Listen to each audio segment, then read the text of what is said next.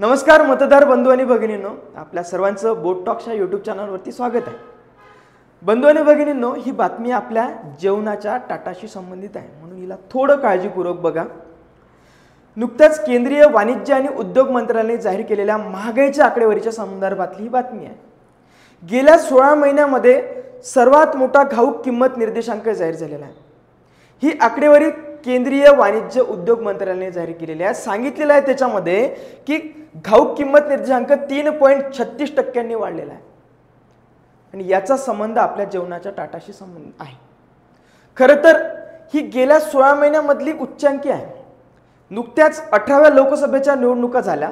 मागच्या सरकारने निवडणुकीमध्ये जास्तीत जास्त मतांनी विजय करता यावा याच्यासाठी हा महागाईचा निर्देशांक कमी ठेवला, मतदारांना सोयीचं बनवलं।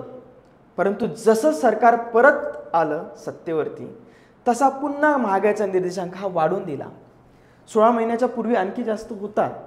खूप मोठ्या प्रमाणात आपण महागाईला तोंड दिलेलं आहे, हे आपल्या सगळ्यांना लक्षात येत आहे।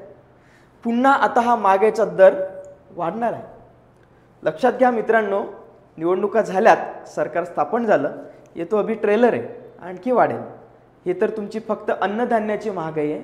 आता पेट्रोलचा दर वाढेल, जो 110-115 पर्यंत गेलेला दर हा निवडणुकीच्या काळामध्ये 105 पर्यंत आणून ठेवला, तो आता परत 115 वरती जाणार।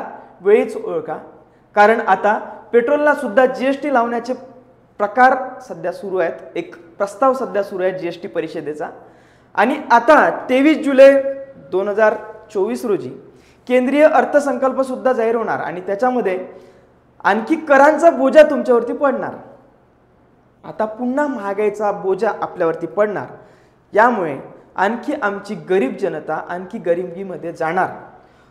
आपल्या राळेगाव मतदारसंघामध्ये सगळ्यांना माहिती आहे का, राळेगाव मतदारसंघच नाही तर इतर भागामध्ये सुद्धा आमच्या ग्रामीण भागातली लोक ही बेसिक नावाच्या कर्जामध्ये किंवा या अल्प कर्जामध्ये किंवा त्याला आपण म्हणू की लघु कर्जामध्ये गुंतलेली लोक आहेत, जी रोज कर्ज त्यांना परतफेड करावी लागते।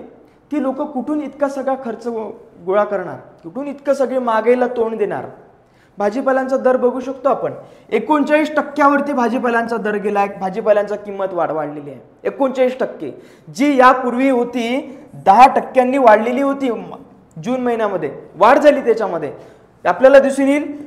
आधीच्या मे महिन्यामध्ये 9.36% वाढ झालेली होती। एक लक्षात येईल, जून महिन्यामध्ये महागाईचा जो दर होता जून महिन्यामध्ये इलेक्शनच्या महिन्यामध्ये हा होता 38.76% आणि मे महिन्यामध्ये अगदी कमी होता, कारण इलेक्शनचे दिवस चाललेले होते।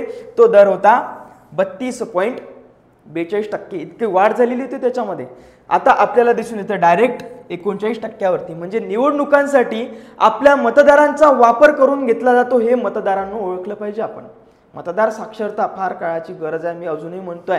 म्हणून मतदारांनो, आता विधानसभांच्या निवडणुका येणार। कदाचित या विधानसभांच्या केंद्रीय वित्त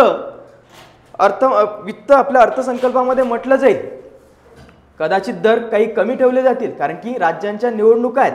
या निवडणुकांचा उपयोग घेण्यासाठी आणखी काही प्रलोभनं आपल्याला अर्थसंकल्पामध्ये दिले जातील। या अर्थसंकल्पाला आपल्याला बळी पडायचं नाही मित्रांनो। आपल्याला महत्त्वाच्या गोष्टी पाहिजेत। हा महागाईचा दर आपल्याला कमी पाहिजे। महागाईचा दर वाढलेला आहे, आपण गरीब जनता कुठून आणणार हे सगळं, हे आपण वेळीच ओळखलं पाहिजे। बेरोजगारीचा दर एकीकडे वाढतोय।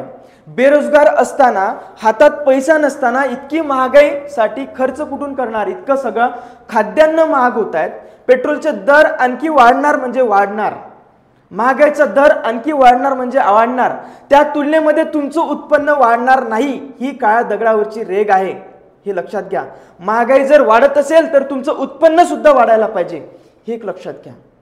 या ठिकाणी थांबूया मित्रांनो, भेटूया आपण आपल्या पुढच्या व्हिडिओला। धन्यवाद।